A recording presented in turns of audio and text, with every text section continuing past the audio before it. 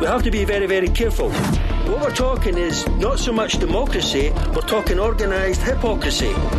Hard facts. It was with reluctance that I decided the country needs this election.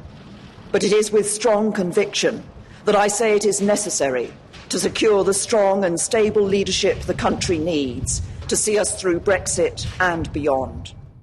Our proposal is a government for the many, not the few.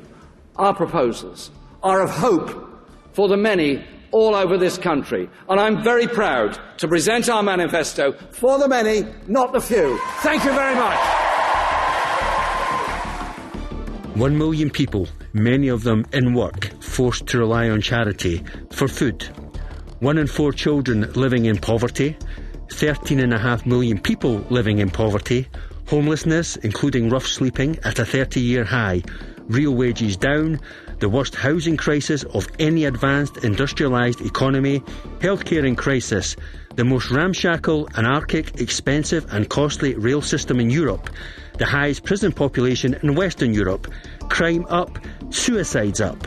All this at the same time as the richest 1,000 people in the country saw their wealth increase by 14% in the past year. This is not Britain in 1817 I'm talking about here. This is Britain in 2017, thus ensuring that the stakes involved in the country's upcoming general election on June 8th could not be higher. And isn't it instructive how with this election looming, the Tory political and media establishment is throwing everything, bar the kitchen sink, at the Labour Party's socialist leader Jeremy Corbyn, dredging up positions he held on the IRA in the 1980s, demonstrations he attended, along with speeches and statements he made decades ago. It all points to the fact that despite spending the past year dismissing Corbyn as the most inept, feckless and incompetent leader of the opposition there has ever been since Michael Foot, who by the way led the party in the early 1980s and who, surprise surprise, also happened to be a socialist, despite all of this, the Tory establishment is worried about Jeremy Corbyn, and with good reason. Corbyn's election manifesto, just launched, constitutes the most transformative and radical programme for government the UK has seen in over a generation. It is one that plants its colours squarely on the side of the country's working class and its poor, pledging to reverse decades whereby successive governments have worshipped at the altar of the free market, allowing blind economic forces to dictate every aspect of government policy, embracing thereby the economy as a tyrant over the lives of ordinary working people rather than a servant of their needs. In this regard, austerity, rolled out as the answer to the global financial crash of 2007, has nothing to do with economics and everything to do with ideology, specifically the unleashing of a class war with the objective of blaming the poor and working people for the criminal negligence of the rich, whose greed was responsible for the aforementioned crash. It doesn't have to be this way, you know. We can have a society based not on greed but on justice, based not on despair but on dignity. They accuse Corbyn of wishing to drag the country back to the 1970s, a supposed decade of doom and gloom in Britain. This is utter nonsense. I grew up in the 1970s, and let me tell you, for working people in Britain it was a virtual paradise compared to today. Free dental care, free eye care, free school meals for all children, decent wages and conditions, trade union rights, a sense of community that is sorely lacking now. And thinking about it, to label these things as free is a misnomer. They weren't free. They were paid for out of general taxation. And taxation, as every smart person out there knows, is the price we pay for civilization, i.e. the more taxation, the more civilization, and vice versa. So Jeremy Corbyn, with a manifesto that will drag Britain not back to the 1970s, but out of the 1870s, has reignited the kind of class and political consciousness that I have not witnessed in over 3 decades as a British citizen. It challenges in every particular a political establishment that has extended itself in being a government of the rich, by the rich and for the rich. And lastly, on foreign policy, just consider the difference between a sitting Tory government whose Defence Secretary, Michael Fallon, recently boasted of the Prime Minister Theresa May's willingness to launch a preemptive nuclear strike in certain circumstances, and a leader of the opposition in Jeremy Corbyn who has pledged to establish a Ministry of Peace if elected. And just consider the difference between a government that slavishly attaches itself to the coattails of Washington and a leader of the opposition who does and who will not. Make no mistake, this UK general election on June 8th could not be more important. I'm John White, and this is Hard Facts. Well, joining me to discuss the upcoming UK general election on June 8th, I'm delighted to be joined by my old friend Marcus Papadopoulos. Marcus is the editor of the Politics First magazine in Westminster. He's a writer, broadcaster and a political analyst with an expertise on British politics. Marcus, welcome back to Hard Facts. Hello, John, and it's a pleasure to be back on your show. Well, as the man said, the best of times and the worst of times as this election draws near, isn't it? I'm minded of the quote by Napoleon Bonaparte. It's a fantastic quote, and he said, 4 hostile newspapers are more to be feared than 1,000 bayonets. And I think this applies to the treatment that we've been seeing meted out to Jeremy Corbyn. He's been through the ringer, if truth be told, since he was elected Labour leader at the end of 2015, but this period has been at its most intense. Give me your thoughts on this campaign of demonisation that we've been witnessing against Jeremy Corbyn. Well, Jeremy Corbyn has been demonised ever since he became a Member of Parliament at the 1983 general election. He has been demonised by the British establishment, and in particular the Conservative Party and the right-wing media. So Jeremy is a very determined, a very thick-skinned man. He's used to the personal attacks, which we are seeing today during this election campaign, and he's used to the totally unsubstantiated, uncorroborated, nasty accusations against him.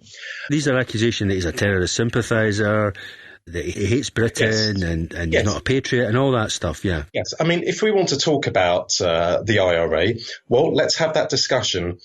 Ted Heath, Harold Wilson, James Callaghan, Margaret Thatcher and John Major were all speaking to representatives of the IRA during the Troubles in Northern Ireland. Okay. The difference between them and Jeremy Corbyn is that Jeremy was doing it publicly, but those prime ministers were doing it privately. And today, of course, we see Theresa May meeting with representatives of Sinn Féin, and we even see the Queen meeting with representatives of the IRA. So once again, these Conservative politicians and Conservative journalists who are saying that Jeremy is a terrorist sympathiser, they're simply distorting the truth. And the other accusation against Jeremy, that he is a threat to British national security, well, let's just clarify something, shall we? Jeremy has opposed all of Britain's military adventures in the world since he became an MP in 1983, which means he opposed the bombing of Serbia in 1999. He opposed the invasion of Afghanistan and Iraq. He opposed the destabilizing of Libya, the destabilizing of Syria. He has opposed the government of David Cameron and the government of Theresa May support for Wahhabist terrorist groups in Syria. So who is the threat to British national security? It is the Conservative government, through their support to Wahhabist groups in Syria, through having supported Wahhabist groups in Libya, who have increased the terrorist threat to Britain tenfold. So it is not Jeremy, it is actually the Conservative government. And if we want to go down the pathway of who is treacherous, who is a traitor, well, it's certainly not Jeremy, it's the Conservative government, by increasing that terrorist threat to ordinary British people across the UK in British towns and cities. That's a fantastically cogent point, Marcus. I mean, I'm minded of the words of the Roman historian Tacitus when he talked about the Romans making a desert and calling it peace. And this seems to me to describe to a T the Western foreign policy, with Britain playing a key role in that foreign policy over the last generation. And as you rightly point out, it has done nothing but sow chaos and carnage, and it's threatened the security of the British public. But extending that metaphor regarding Tacitus, we can also say that Jeremy's also opposed to domestically the Tory policy of making a dystopia and calling it society. And when you rightly talk about Wahhabism, these are the people who are attacking Jeremy Corbyn for the positions he held on the IRA, his willingness to talk to the IRA during the Troubles. These are the same people who still today are shamelessly cavorting with the medieval Saudi kleptocracy, selling them billions of pounds worth of weapons which they're using to slaughter children and other civilians in Yemen as we speak.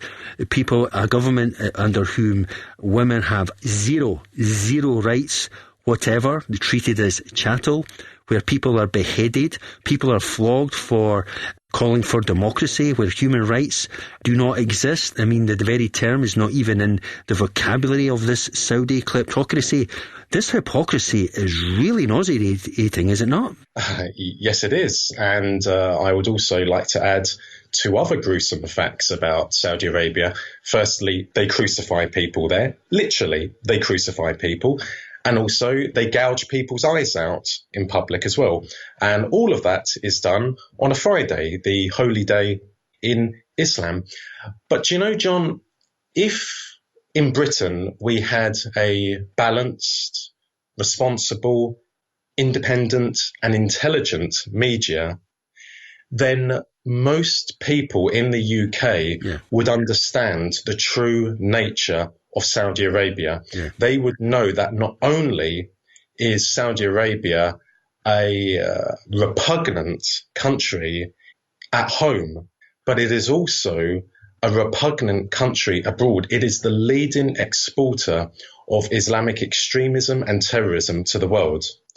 And if people in Britain knew that, then no way could Theresa May make the argument that British security is safe in her hands, in the hands of a Conservative government, because the Conservative government and the Conservative Party have extensive ties, extensive, deep-rooted relationships with Saudi Arabia.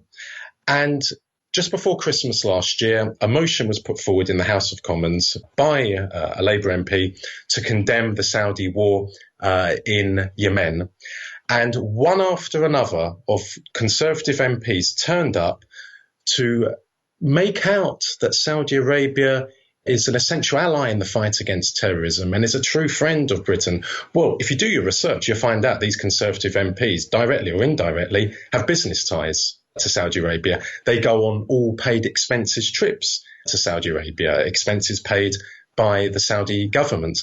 So it really is terrible, terrible injustice that British people could end up voting on June the 8th for Theresa May, when Theresa May and her Conservative government are supporting a country which is targeting British people in their homes, on their streets, on trains, through their evil, repellent ideology, which is Wahhabism. Indeed.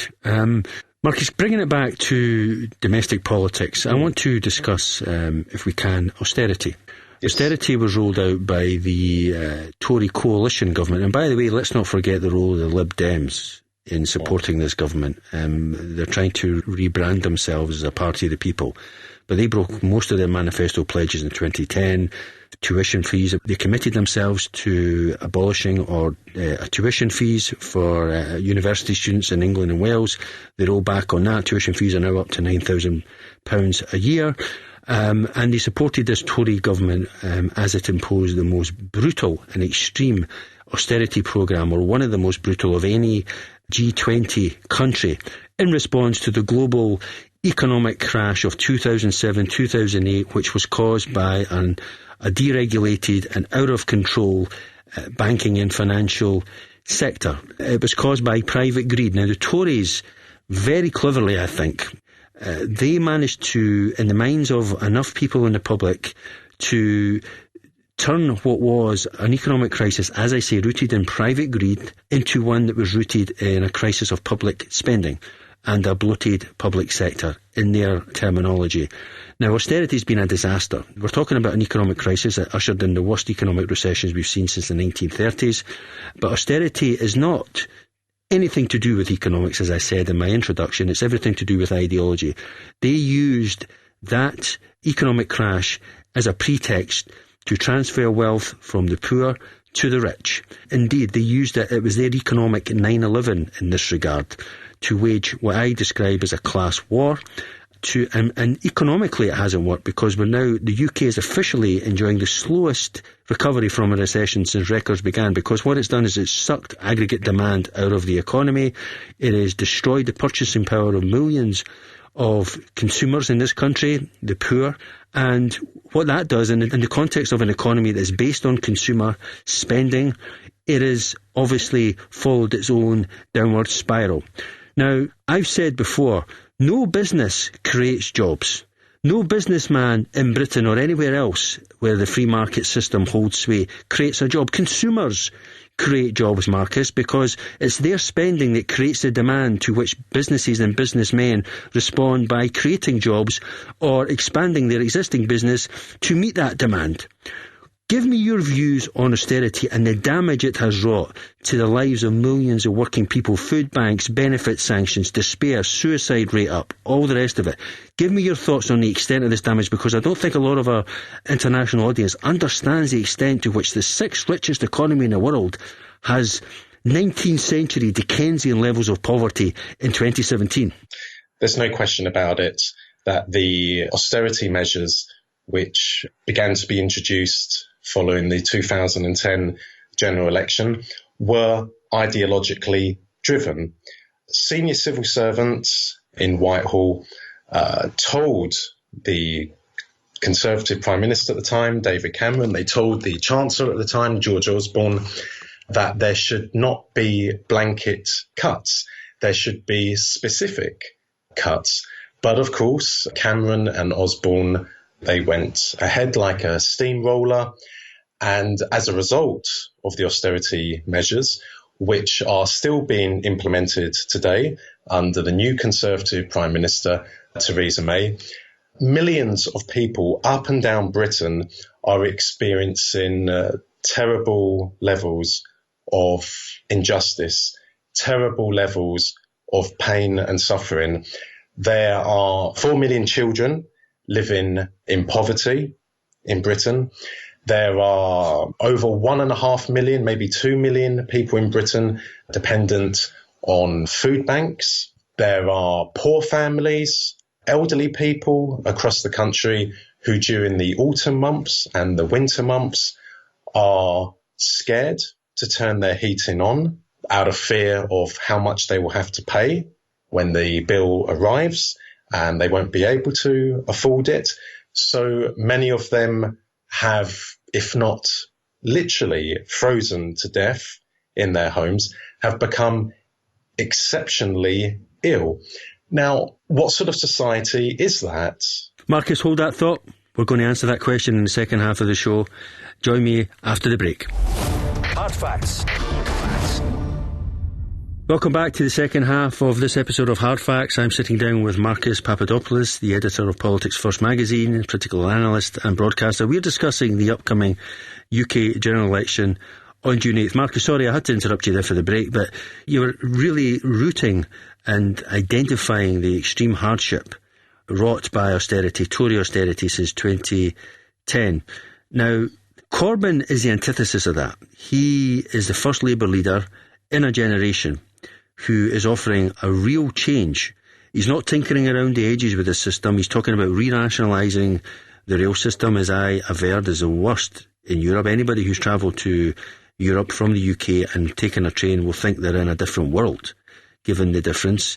It's overpriced, it's costly. It's actually cost the Exchequer more money than it would have if it was in public hands because of the subsidies that are being paid out to these private operators who have enjoyed a monopoly. He's talking about setting up a state-owned energy company to keep energy prices down. Again, energy was privatised under the Tories by Margaret Thatcher. It's been a disaster for working people, inefficient, costly, and it's instituted a monopoly. He's talking about taxing the rich and trying to raise the incomes of the poor and working people. Now, people say that we can't afford these things. This is what the Tories are saying. You know, the old canard when it comes to Labour, that, you know, they overspend and they get us into debt and so forth. Debt is not necessarily a bad thing. I want to remind the listeners that after the Second World War, the British economy was in absolute ruins, as was every other economy that took part in that war, with the exception of the United States, whose economy boomed on the back of the war. But the British economy was in absolute ruins. I think the national debt was up to about 150%, maybe even higher, maybe between 150 and 200% of GDP. And despite this, the welfare state was rolled out. The National Health Service, where every citizen enjoyed free health care at the point of need, regardless of wealth, regardless of background. The building of council housing to meet the demand for housing for working class people. National insurance, state pensions, the whole lot. Now, that was a glowing testament to a government committed to a society based on justice and human solidarity.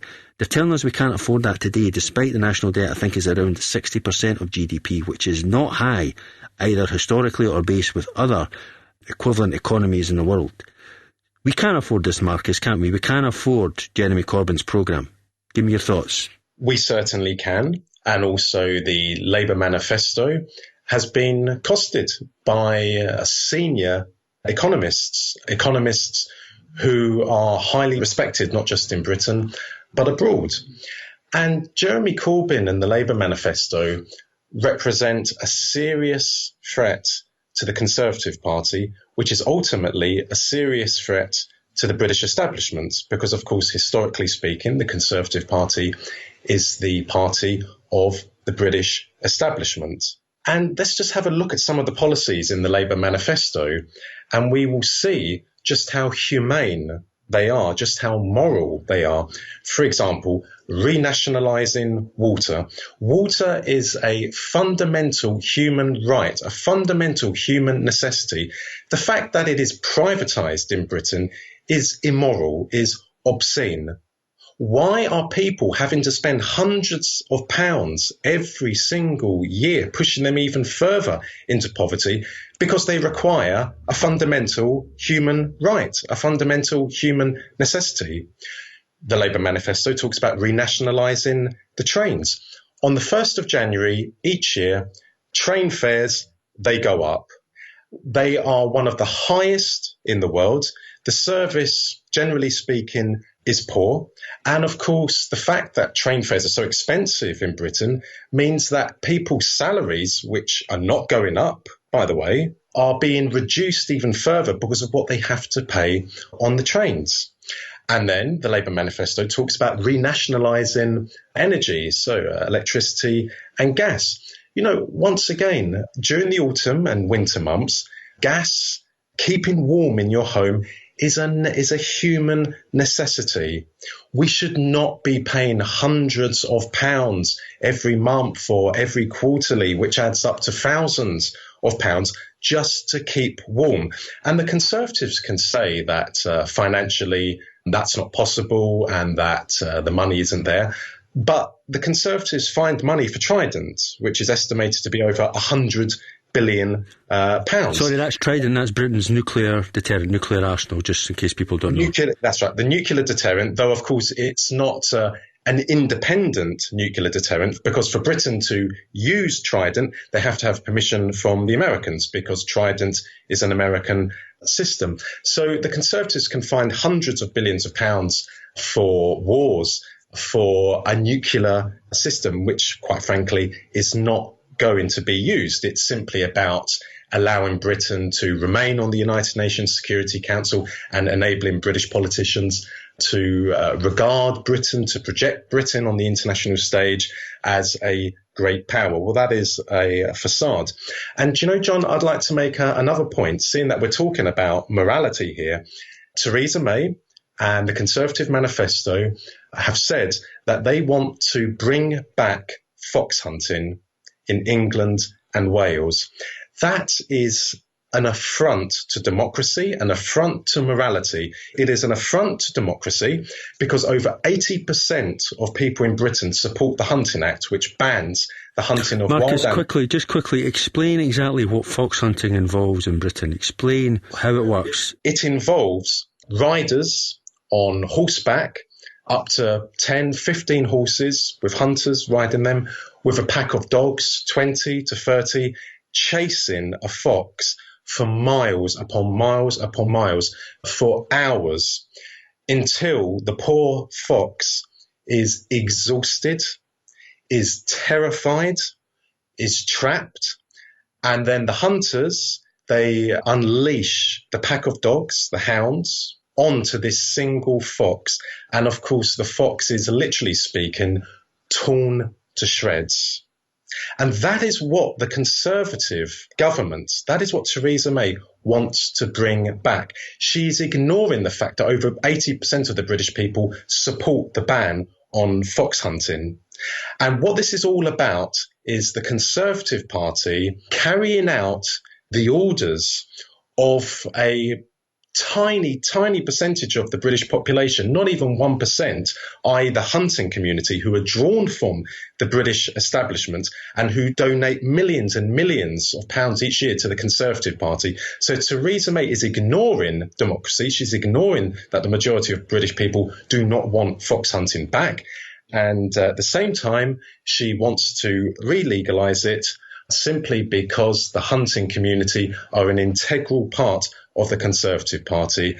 And, John, people in the Conservative government and Theresa May talk about their party being civilised, talk about their government being civilised. Well, how would they like it if 20 dogs were attacking them and tearing their face to pieces, tearing their throat to pieces, tearing their intestines out? How would they like that? Marcus, you've just summed up to a T the rotten creed that is conservatism. I'm minded of the words of Albert Camus, which, to paraphrase, are government without ethics is a wild beast loosed upon this world. You've been listening to Marcus Papadopoulos. I'm John White. Until next time, remember, the only facts worth taking seriously are hard facts.